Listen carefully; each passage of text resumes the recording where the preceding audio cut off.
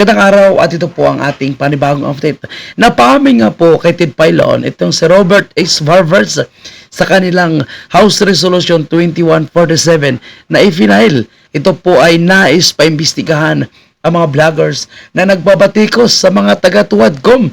Ito nga pong sila Dalipe, si Paduano, kasama po itong si Gonzales, Suarez, Levayan, siyempre si Varvers na mga, alam mo yung nabubulgar ang kanilang tunay na katauhan dahil po sa iba't ibang content creator at political vloggers na magaling po mag-imbestiga. Ngayon nais nila itong ipatawag sa House of Representatives. Ito daw ay tinatawag nila na mga fake news vloggers dahil nadidiscover ng taong bayan kung anong klaseng may pagkatao sila. Ngayon mga kababayan po natin, hindi nga po sinasadya nitong si Robert S. Varvers na napaamin na sadyang may personal na interest ito kung bakit gusto niyang magkaroon ng investigation o House of Inquiry and aid of legislation itong umano yung mga vloggers, mga content creators, no, na mga nagbabatikos sa kanila at ang kanyang accusation dahil daw sa malicious, no, na mga sinasabi tungkol sa kanilang mga pagkatao. Anyway, pakinggan po natin po ang ilan sa naging interview ni Ted Filon kay S. Varvers, mga kababayan. Nandyan, kung di ako nagkakamali, ni-refer po yan sa Committee on Public Information na kung saan yung mga dumudulog po na mga biktima ng fake news, nagtatanong sa Kongreso, ano ba yung kanilang recourse? Ano ba yung... Totoo kaya yan mga kababayan natin na may mga dumudulog daw sa Kongreso dahil biktima daw po ng fake news. Diba? Totoo kaya ito? O baka sila lang, no? Sila lang ang nagreklamo ng kanilang sarili para, kunwari, may rason lang po sila para ipatawag ang mga ito, mga kababayan. Hindi dapat sila maging balat sibuyas, no? Huwag nila dapat kontrolin itong mga vloggers. Huwag dapat nila kontrolin itong mga content creator, itong mga social media platform para maiwasan na sila ay babatikusin.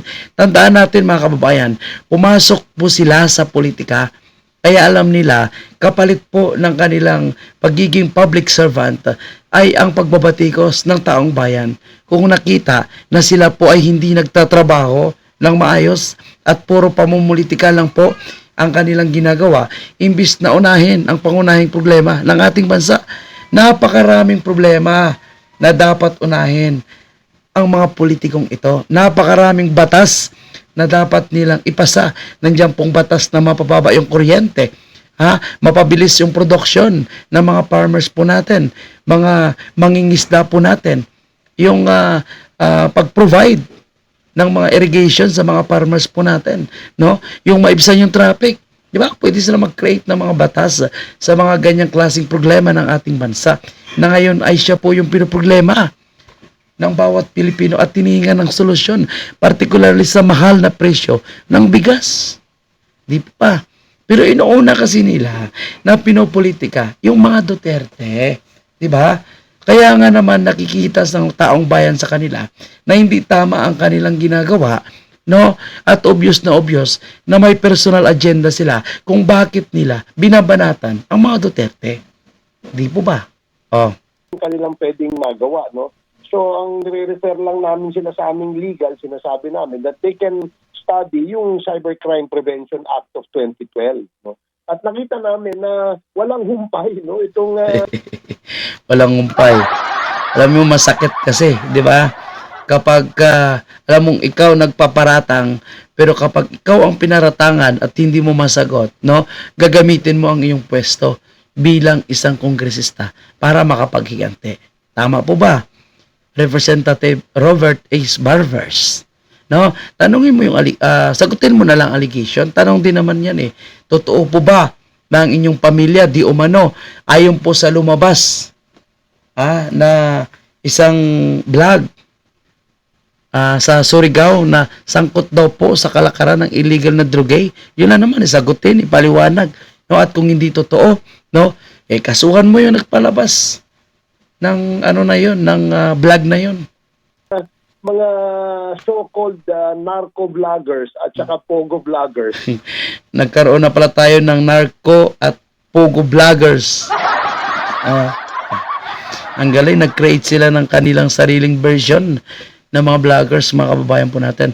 At dapat patunayan niya na talagang bayad ang mga tinutukoy niya na narco vloggers at pogo vloggers. Tinawag niya kasi na narco at pogo vloggers dahil ito daw ang nagpipinance sa mga vloggers. So ngayon, para hindi po siya matawag na isang marites ace barbers, dapat patunayan niya na talaga tumatanggap itong mga vloggers ng pera mula sa pogo at sa narco politics.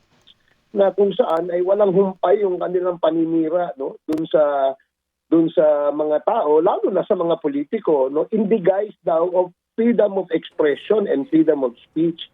Malinaw po sa desisyon ng ating Korte Suprema na kapag ikaw ay kumukutya o ikaw ay nagki-criticize sa isang public official, dapat po ito ay hindi ho absolute, no? Ito ay limitado lamang sa pag-criticize sa kanyang trabahong ginagawa.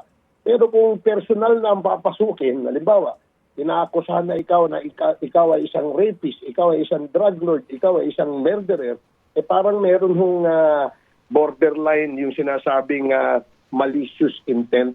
Alam niyo mga kababayan po natin, kung ganyan yung mga banat sa kanila, pwede naman nila kasuhan eh. Kung talagang malicious, di ba? Libelous, ano pa ba? Slanderous, no? Pwede naman nila kasuhan. Pero ito yung ruling ng Supreme Court, di ba? Statements against public officers not slanderous when related to the performance of the official duties. The Supreme Court emphasizes that the statements against public officers do not constitute oral defamation or slander when this concern their discharge of official duties unless done maliciously. So kung maliciously at kung may mga slander, no, na mga paratang sa kanila, walang katotohanan, pwede naman nilang kasuhan ng libel. Di po ba? So ngayon, nakikita natin dito, parang sinicentralize nila na dapat bawal po silang batikosin. Pwede ba yun? Di ba? Bakit sila pumasok sa politika? Dahil unang-una, alam nila yan. No? Lalo sila kasing nasasaktan ngayon dahil hindi po umuobra yung mga hired na political vlogger nila para depensahan sila, para banatan yung mga Duterte vloggers. Hindi kasi tumatalab, no? Mas nangingibabaw yung birada sa kanila, no? At pag-i-expose ng kanilang mga katauhan, no?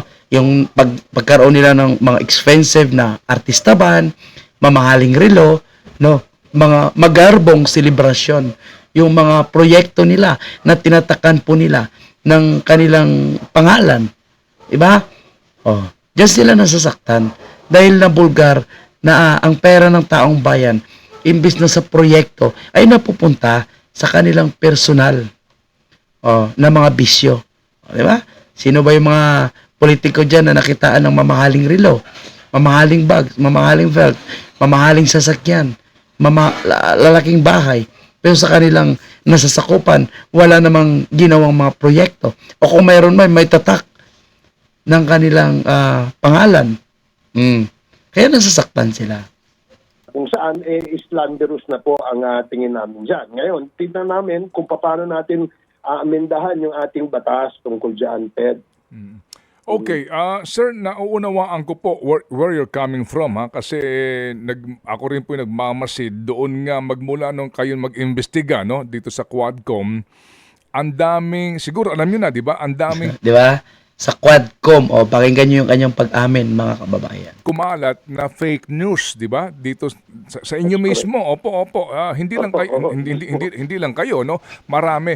So, hindi maitatanggi, talagang may hugot kayo dito. Yes, Ted, ako, inamin ko naman yan. Nung ako nag-deliver ng privilege speech na sinabi ko na ako, isa biktima rin ako ng fake news. No? Kailangan ko lang sabihin yan nang sa ganon, malaman po ng ating mga kababayan na wala palang pinipili itong mga...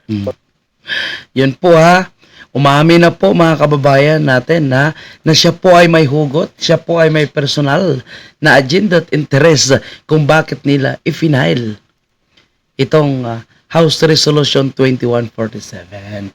No? Pero tandaan nila mga kababayan po natin, itong sinabi po ng Supreme Court na dapat hindi po sila maging balat sibuyas kung sila po ay kinikriticize sa kanilang mga action diyan sa kanilang sa Kongreso, sa kanilang trabaho. Particularly po diyan sa Quadcom, kung saan kapansin-pansin ang highly politically motivated na ginagawa po nila sa mga Duterte.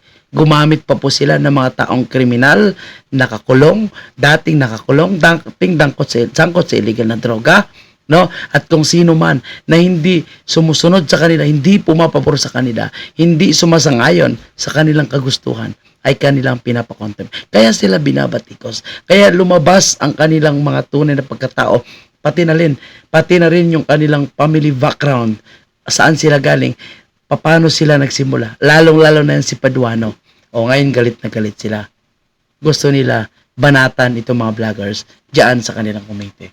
So abangan natin mga kababayan kung sino-sino po yung kanilang ipapatawag. At ito ba, maibabangon ang kanilang dangal o baka lalo po silang mababaon sa kanilang gagawin ito. Sira po ang sisira sa kanilang sarili.